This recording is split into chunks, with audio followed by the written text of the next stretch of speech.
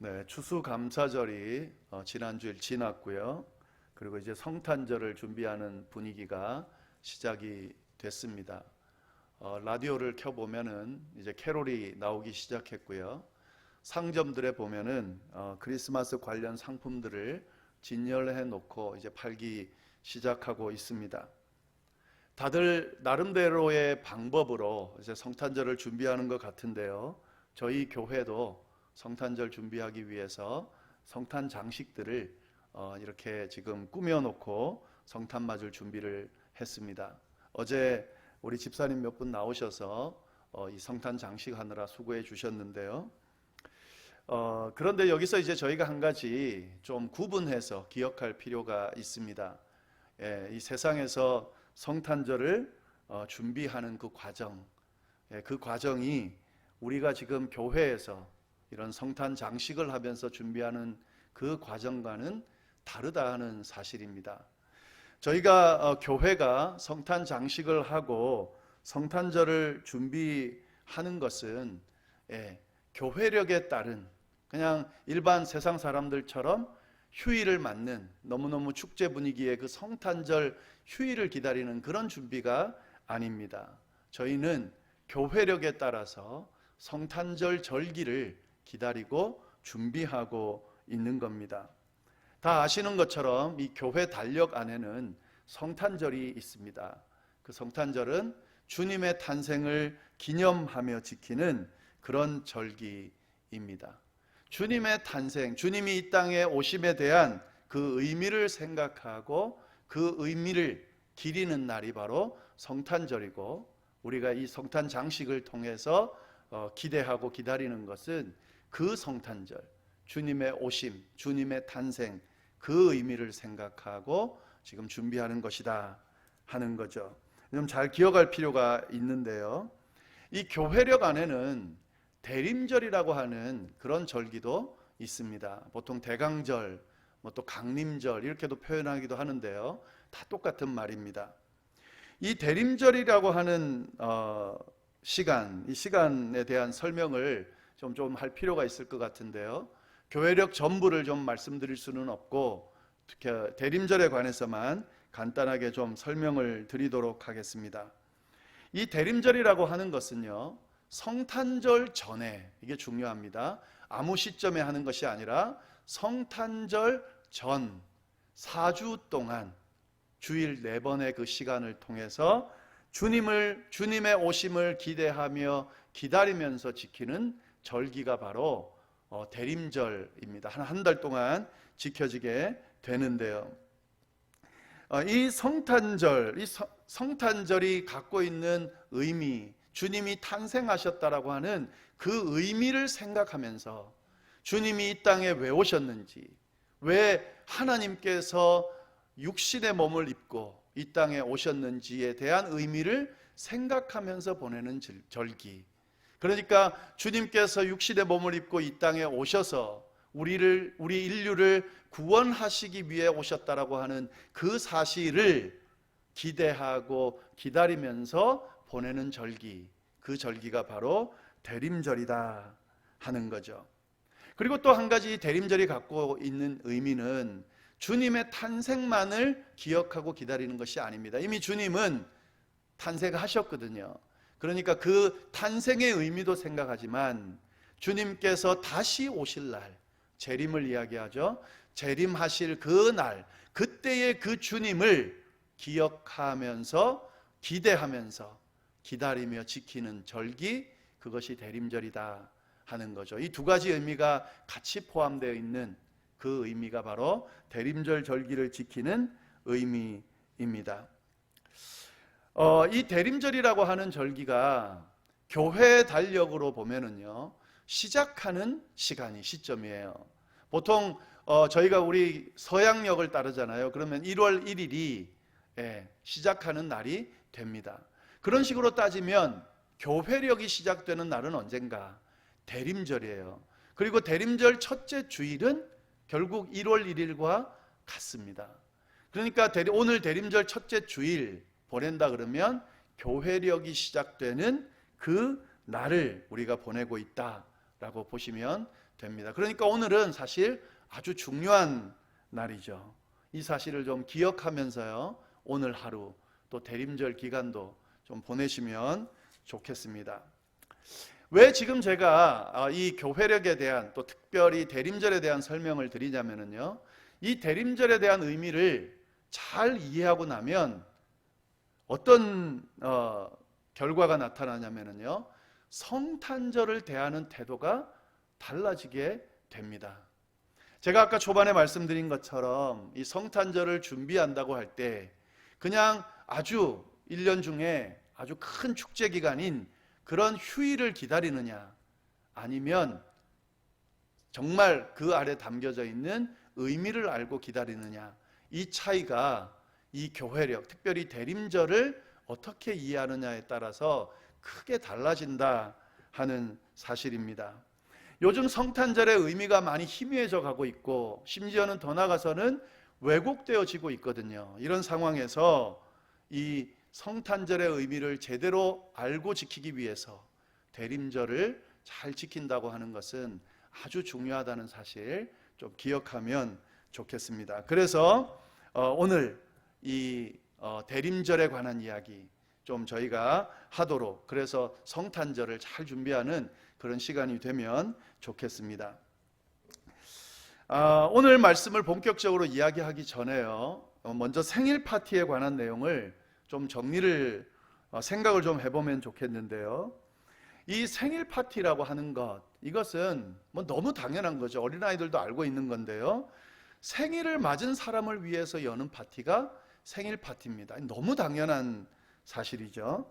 그래서 생일 파티 그러면은 누가 중요하냐면, 뭐가 중요하냐면 생일을 맞은 사람이 중요합니다. 이 생일 맞은 사람이 주인공인 거죠. 멋진 파티가 열렸습니다. 그래서 이름을 생일 파티라고 붙였습니다. 그리고 그 파티는 그 어떤 사람도 경험하지 못한 멋진 파티였습니다. 그런데 거기에 생일 맞은 사람이 없었다라고 한다면 그거는 생일 파티라고 말할 수 없는 거죠. 그건 그냥 파티일 뿐인 겁니다.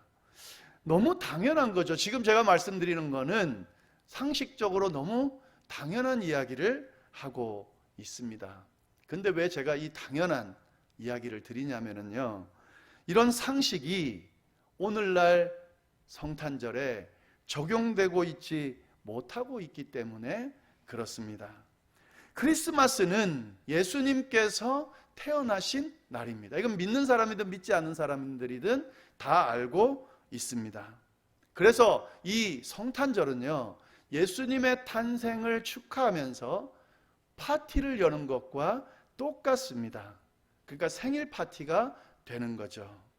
그런데 점점점 이상하게도요, 주인공을 빼고 이 파티를 열겠다고 하는 분위기가 아주 강해지고 있습니다. 주인공의 이름을 아예 빼겠다는 거죠. 이름도 빼고 의미도 다 빼겠다고 하는 그런 분위기입니다. 성탄절에 메리 크리스마스라고 말하는 이 인사를 못하게 하겠다는 거죠. 그래서 해피 할로데이라고 그렇게 이야기하게 만들겠다 하는 그런 분위기입니다. 의미는 좋습니다. 이렇게 하는 의미는 다른 종교를 가지고 있는 사람들이 위화감을 느끼기 때문에 이렇게 하자, 이렇게 인사하자라고 하는 그런 의미인데요. 근데 아무리 양보를 해도 사실 이렇게 가면 어떻게 되냐면요, 단지 즐겁고 행복한 그 파티만을 우리가 다 취하고 생일 맞은 주인공은 부담스럽기 때문에 좀 빠져달라고 하는 이야기와 사실 똑같습니다. 그 말이 안 되는 거죠. 예. 다른 날을 아예 잡아서 그렇게 휴일을 멋지게 파티를 열고 하자 하면 말이 되지만, 성탄절은 예수님이 태어나신 날을 기념하고 여는 파티와 같은 날인데 그 생일의 주인공을 빼고 우리 파티 열고 즐깁시다, 행복해집시다 라고 말하는 것, 이것이 얼마나 비상식적인지 우리가 좀 알 필요가 있다 하는 거죠. 물론 기독교 신앙을 가지고 있지 않은 사람들의 경우에는 이런 주장을 좀 한다고 해도 뭐 그러려니 할 수가 있습니다. 왜냐하면은 그 의미에 대해서 잘 모르고 또 관심도 없기 때문에 그렇게 주장할 수 있습니다.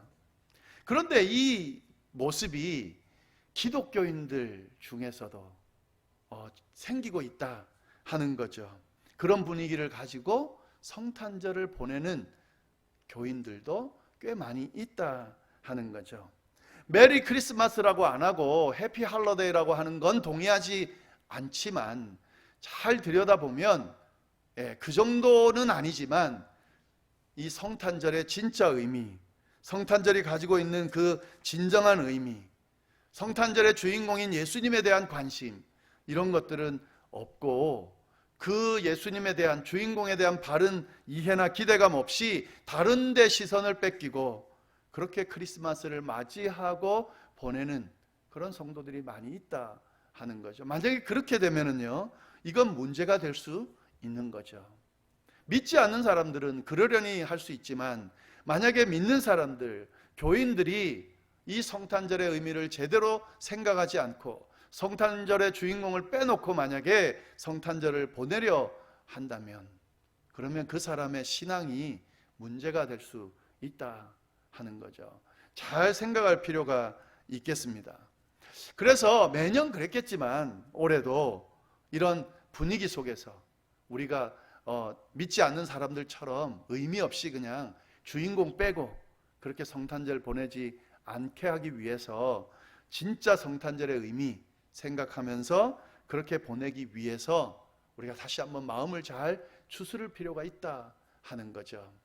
그래서요, 교회력을 보면은 그래서 대림절이 있는 겁니다. 여러분, 이 대림절 아무렇게나 그냥 끼워 넣은 게 아니고요. 또 제가 아까 분명히 말씀드렸듯이 성탄절 전이라는 그 전제가 붙어 있는 이유가 있습니다. 대림절을 아무데나 끼워 놓으면 이 의미가 연결이 안 돼요. 대림절은 어떤 기간이냐면 성탄절을 준비하는 그런 기간입니다.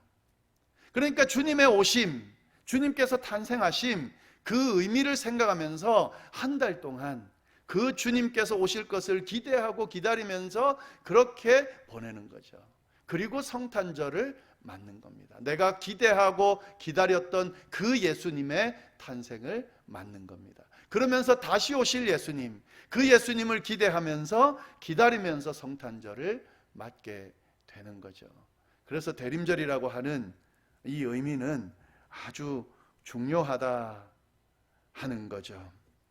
예수님의 존재를 잊지 않고 예수님을 중심으로 그렇게 그 절기를 지키면서 그 의미를 새기는 그 대림절, 이 기간을 얼마나 잘 보내느냐에 따라서 성탄절을 어떻게 잘 보낼 수 있느냐가 결정된다는 사실 좀 잘 기억하고 이 대림절 기간을 잘 보내실 수 있기를 바랍니다. 그래서 올해 성탄절은 좀 주님의 의미, 그 성탄의 의미를 잘 생각하면서 맞는 그런 시간이 될 수 있기를 간절히 바랍니다.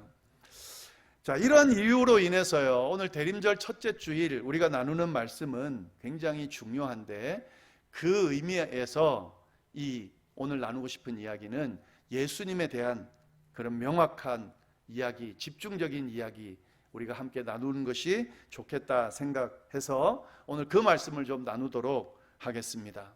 성탄절의 의미 안에 담겨져 있는 주인공, 그를 기다리면서 보내는 대림절, 그 시작하는 이 시점에 그 주인공이 누구신지에 대해서 다시 한번 잘 정리하는 그런 시간이 되면 좋겠습니다. 다 아시겠지만 정리가 좀 필요해요. 예수님에 대해서 고백하라 그러면, 예수님에 대한 고백을 몇 가지만 줄이라 그러면 대답하기가 쉽지가 않습니다. 사실 아는데 표현하기가 힘든 경우가 많습니다. 그래서 정리가 잘 되는 것이 중요한데요, 오늘 그것을 좀 하도록 하겠습니다. 그래야 바른 성탄절을 보낼 수 있기 때문에 그렇습니다. 자, 예수님에 대한 바른 이해를 위해서요, 선택할 수 있는 본문은 너무 많죠. 성경 곳곳에 그 내용들이 나와 있으니까요. 오늘 제가 이 많은 것들 중에 선택한 본문, 그 본문은 오늘 로마서 1장 1절부터 7절까지의 말씀입니다. 이 안에 담겨 있는 예수님, 그 예수님에 대해서 우리가 좀 나눠보도록 하겠습니다.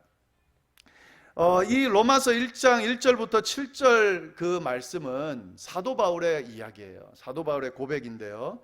이 사도 바울은 잘 아시는 것처럼 복음을 전하기 위해서 일평생 헌신했던 사람이에요. 특히 전혀 복음을 알지 못하는 이방인들을 위해서 평생 복음을 전한 사람입니다. 그리고 교회도 참 많이 세운 그런 사람입니다. 그러니까 이런 사람이 평생 복음을 전한 사람, 그것도 전혀 복음을 듣지도 보지도 못한 사람들에게 복음을 수도 없이 많이 전한 사도 바울이 고백하는 예수님이라면 믿을만 하지 않겠습니까? 그래서 제가 이 예수님, 사도 바울이 고백하는 예수님에 대해서 함께 이 시간 나누려고 합니다. 오늘 본문에 나오는 사도 바울이 고백하는 예수님은 누구신가? 4절에 나오는데요. 4절 뒷부분에 보면 이렇게 고백되어 있습니다. 우리 주 예수 그리스도. 이게 사도 바울이 고백하는 예수님이에요. 우리 주 예수 그리스도. 이것이 바로 우리가 기대하고 기다려야 하는 예수님이다 하는 거죠. 성탄절의 의미, 그 주인공 되시는 예수님은 어떤 분이냐면 우리 주 예수 그리스도다 하는 거죠. 대림절을 보내면서 우리가 계속 묵상하고 기대하고 기다려야 하는 예수님은 누구시냐면 우리 주 예수 그리스도입니다. 우리가 계속 고백해야 하는 그 예수님은 누구냐면 주님이 다시 오실 때까지, 재림하실 때까지 우리가 붙들어야 될 예수님의 존재는 어떤 분이냐면 우리 주 예수 그리스도다 하는 거죠. 이 예수님에 대한 내용, 이것을 좀 살펴보도록 하겠습니다. 오늘은 간단하게 그 예수님에 대한 요약만 하고요. 나머지 대림절 3주 동안 나누어서 이 말씀을 좀 살펴보도록 하겠습니다. 우리 주 예수 그리스도를 3주 동안 나누어서 다른 본문을 가지고 하나하나 살펴보도록 하겠습니다. 오늘은 대충 요약을 해서 요약한 내용만 말씀드리도록 하겠습니다.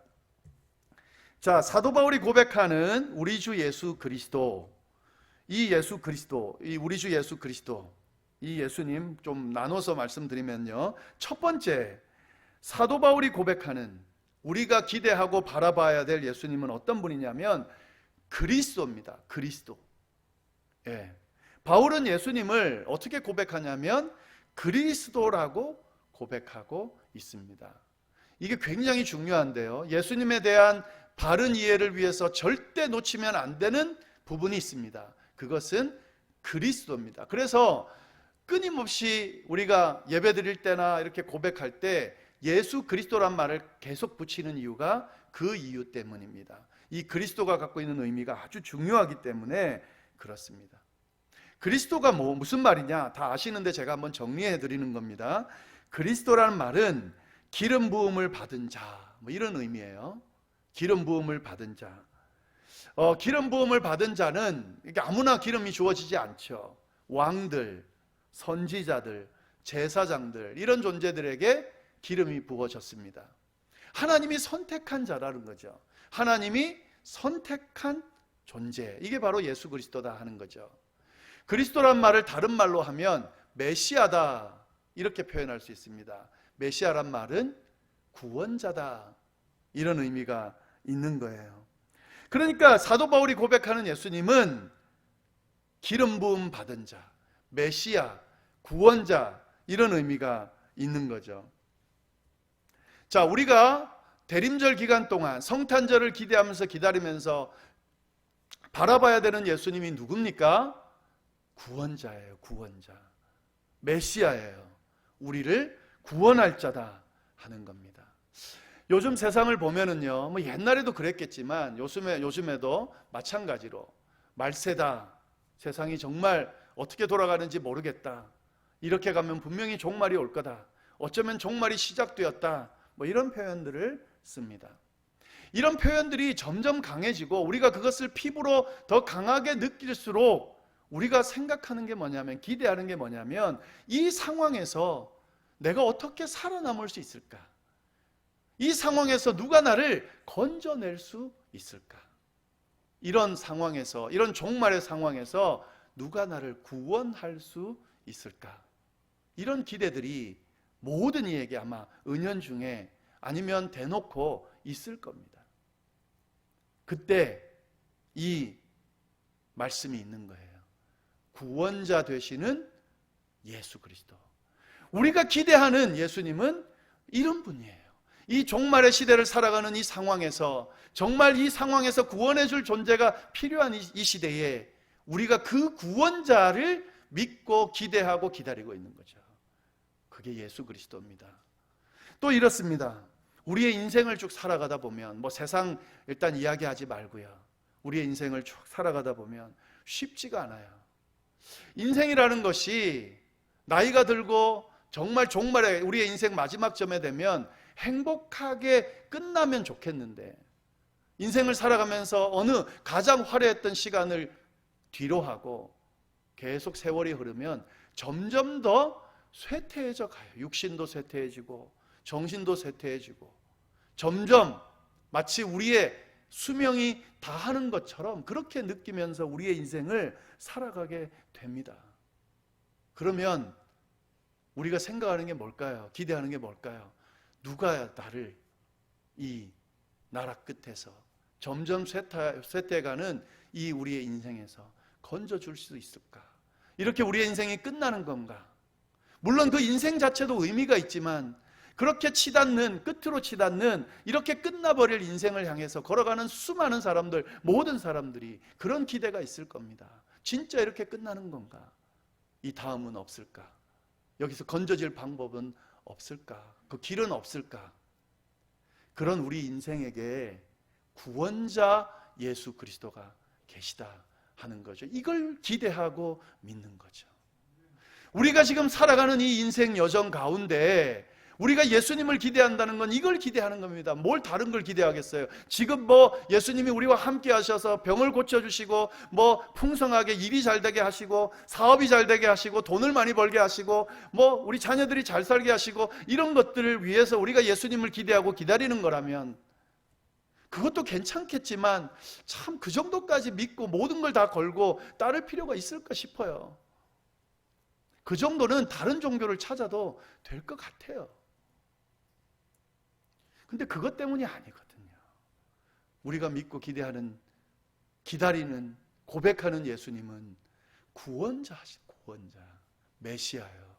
우리의 이 기가 막힌 인생 가운데 우리를 건지셔서 죽음 이후의 세계로, 영원한 나라로, 또 사는 동안도 하나님과 동행하고 예수님과 동행하면서 그 어떤 절박한 상황에서도 은혜 가운데 머물고 살아갈 수 있도록 이끌어 주시는 구원자를 기대하고 그 구원자를 믿고 섬기며 따르고 있는 거죠. 이게 예수님에 대해서 기대하고 이해하고 있는 고백이에요. 예수 그리스도라는 사실 좀 잘 기억할 수 있기를 바랍니다. 이 내용은요, 사도 바울이 지은 내용이 아니에요. 사도 바울이 너무 똑똑하다 보니까 예수님은 그리스도다 이렇게 정립한 게 아니에요. 이 그리스도라는 이 고백은 누구에게로부터 나왔냐면 옛날부터 예언자를 통해서 주신 거예요. 누가 주셨냐면 하나님이 주셨어요. 하나님께서 메시아를 줄 거다, 너를 구원해 줄, 인류를 구원해 줄 존재를 보낼 거다, 예언자들을 통해서 끊임없이 약속해 주셨던 그 내용이 예수 그리스도를 통해 이루어진 겁니다. 이건 뭐냐면 하나님의 약속이 성취된 거예요. 그래서 우리가 예수 그리스도를 기다린다고 하면 하나님의 성취된 약속을 기다리는 거예요. 우리를 구원해 주시겠다고 약속하신 그 약속을 기다리면서 우리가 그 예수님을 바라보고 있는 거죠. 좀 잘 기억하시면 좋겠습니다. 2절에 보면 그 내용이 나와요. 이 복음은 하나님이 선지자들을 통하여 그의 아들에 관하여 성경에 미리 약속하신 것이다. 그의 아들에 관해서 성경에 약속하신 그 약속을 하나님이 이루셨다. 이 예수님을 우리가 믿고 있다는 사실 좀 잘 기억할 수 있기를 바랍니다. 다음 주에 다른 본문을 가지고 좀 더 깊이 살펴보도록 하겠습니다. 두 번째, 사도 바울이 고백하는 예수님에 대한 모습, 또 우리가 기대하고 바라봐야 될 예수님이 누구냐? 예수입니다. 예수 그리스도 그랬잖아요. 그리스도 앞에 붙어 있는 예수라고 하는 이 단어, 이름, 이것도 저희가 잘 붙들 필요가 있습니다. 이 예수라고 하는 고백 속에 담겨 있는 의미가 뭘까요?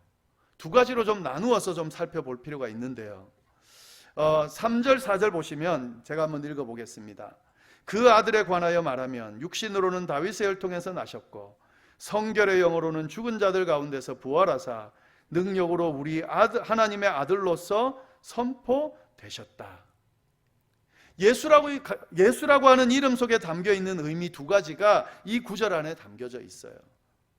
첫 번째 의미가 뭐냐면요, 예수라고 하는 육신으로 다윗의 혈통에서 나셨다는 의미가 이 예수라는 이름 안에 담겨져 있습니다. 왜 그런가 하면요, 이 예수라는 이름은 그 당시에 흔했던 이름이에요. 예수아라고 하는 이름도 있고 여호수아라고 하는 히브리어로 표현되기도 하는 그런 이름이에요. 그러니까 예수라고 하는 이름이 많은 사람들 사이에 불려졌던 그런 이름이에요. 요즘도 보면은요, 예수라고 하는 이름을 가지고 있는 그런 라틴 아메리카 사람들이 좀 있습니다.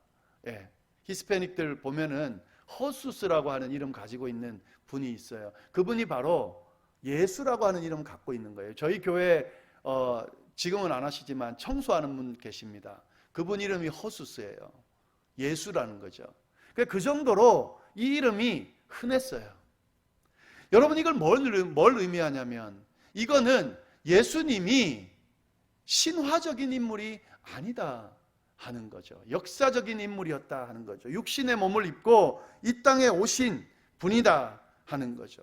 가상의 인물이 아니다 하는 거죠. 이게 왜 중요하냐면요, 예수님을 가상의 인물로 막 무리를 걷고 물고기 2마리, 보리떡 5개로 5,000명을 먹이고 죽은 사람 막 살아나게 하고 하니까 신화라고 생각하는 사람들이 있어요. 가상의 인물로 생각하는 사람들이 있습니다. 근데 여러분, 이렇게 생각하면 안 돼요.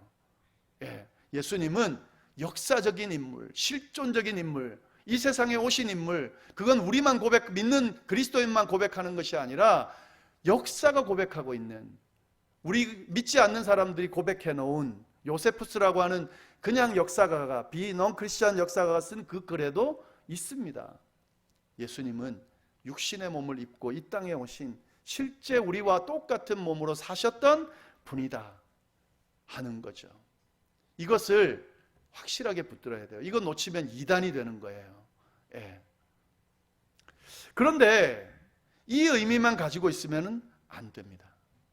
이 예수라고 하는 단어의 이름 의미 안에는 하나님이 구원하신다라고 하는 구원자 의미, 그리스도의 의미도 이 안에 담겨져 있어요. 예수님은 여기 보시면은요, 4절에 성결의 영으로는 죽은 자들 가운데서 능력으로 하나님의 아들로 선포됐다. 이 예수님은 우리의 육신을 입고 이 땅에 오신 분이지만 그렇다고 그의 신성이 사라진 건 아니에요. 그는 하나님의 아들이다, 하나님이다 라고 하는 사실입니다. 그는 세상에 사는 동안 수많은 기적을 행하시고 결국엔 죽음을 이기고 부활하심으로 하나님의 아들이심을 입증하셨다 하는 거죠. 이 두 가지의 의미를 같이 잘 새길 필요가 있다는 거죠. 우리가 믿는 예수님은 진짜 실존하셨던 예수님, 역사적인 인물 예수님이지만 그는 하나님의 아들이셨다 하는 이 두 가지 확실하게 붙들기를 바랍니다. 그 둘 중에 하나만 강조하거나 하나만 주장하면 이단이 되는 겁니다. 잘 명심하면 좋겠습니다. 말도 안 돼. 어떻게 하나님이 신이 육신의 몸을 입고 와. 그래서 신비인 거죠. 그래서 신비로운 겁니다. 그렇게 할 수밖에 없었다는 거예요. 육신의 몸을 입고 우리의 인류를 구원하기 위해서 그렇게 할 수밖에 없었기 때문에 그 모습으로 오셨다. 이게 신비다 하는 거죠.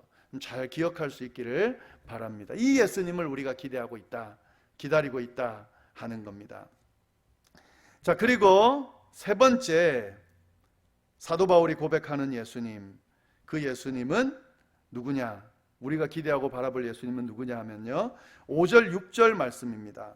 그로 말미암아 우리가 은혜와 사도의 직분을 받아 그의 이름을 위하여 모든 이방인 중에서 믿어 순종하게 하나니 너희도 그들 중에서 예수 그리스도의 것으로 부르심을 받은 자니라. 부르심을 받은 자니라. 누구로부터요? 예수 그리스도로부터요. 이게 무슨 의미를 갖고 있냐면요, 우리 주님의 의미입니다. 우리 주님 예수 그리스도. 이 우리 주님, 여러분, 이 우리 주님이 참 중요해요. 예수님은 그리스도입니다. 우리를 구원할 메시아입니다. 우리의 구원자입니다. 예수님은 실존하신 분이셨습니다. 그러나 예수님은 신성을 가지고 있는 하나님의 아들입니다. 내가 잘 알고 있습니다. 내가 그 사실을 믿겠습니다. 이렇게 열심히 고백을 하는데, 근데 그 예수님, 대단하신 그 예수님이 우리 아버지의 예수님입니다. 우리 아버지가 그렇게 믿고 있습니다. 우리 남편이 그렇게 믿고 있습니다. 우리 어머니가 그렇게 믿고, 우리 아내가 그렇게 믿고 있습니다. 우리 자녀가 그렇게 믿고 있습니다. 우리 목사님이 그렇게 믿고 있습니다. 만약에 여러분 그렇게 고백하면 예수님은 대단하신 분이시지만 전혀 우리와는 상관없는 분이 돼버립니다. 사도 바울은 예수 그리스도라고 고백하면서 그 앞에 우리 주님 이걸 붙여놔요.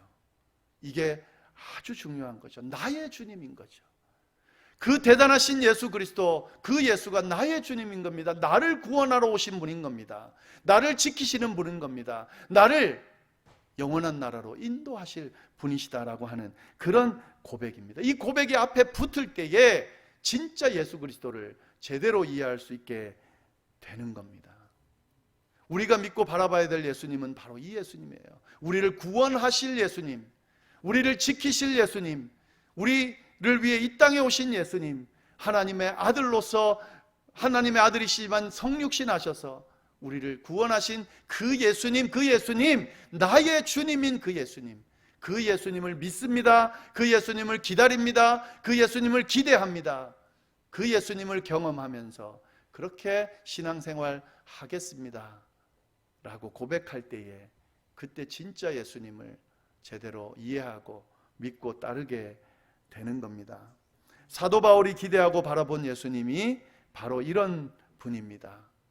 이러한 예수 그리스도로 말미암아서요, 사도 바울은 은혜를 받았다 이렇게 고백하고, 사도의 직분을 받았다 이렇게 고백하고 있습니다. 그래서 예수님의 이름을 내가 전하고 있다.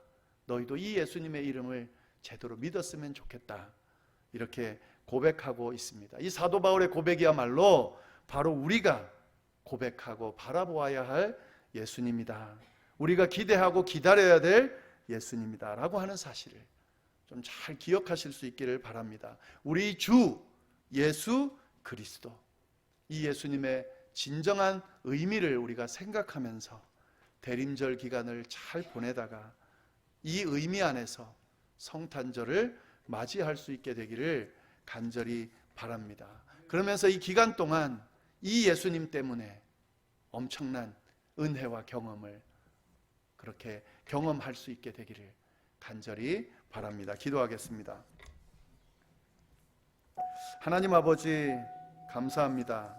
우리가 믿고 섬기는, 또 기대하고 기다리는 예수 그리스도, 주님 어떤 분이신지 모호하게 또 신경 쓰지 않으면서 전혀 관심 없이 그렇게 기대하고 기다리지는 않는지 돌아보게 하시니 감사합니다. 하나님, 성탄절이 곧 다가오고 대림절이 시작됐습니다. 그냥 늘 해오던 대로 멋진 휴일 하나 지나가는구나 이렇게 생각하지 않게 하시고, 그 성탄절의 의미를 잘 돌아보면서 주님 정말 성탄절의 의미답게 주인공 되시는 예수 그리스도를 묵상하면서 그런 마음으로 기대하고 기다리는 그런 대림절 기간, 성탄절 기간 보낼 수 있도록 인도하여 주옵소서. 하나님 아버지, 예수 그리스도는 우리 주 예수 그리스도십니다. 하나님 아버지, 이 고백을 우리의 삶 속에 온전히 드러내며 살아갈 수 있도록 인도하여 주옵소서.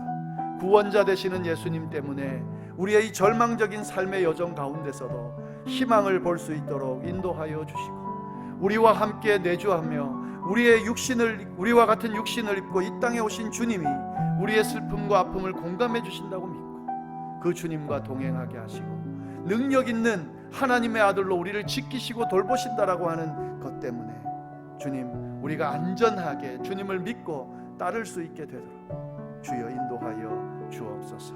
나의 주님, 나의 예수 그리스도 고백하면서 그렇게 우리에게 주어진 신앙의 여정을, 또 우리에게 다가올 성탄절을, 또 우리에게 주어진 대림절을 잘 보낼 수 있도록 주여 인도하여 주옵소서. 감사드리며 이 모든 말씀을 살아계신 예수님의 이름으로 기도드립니다.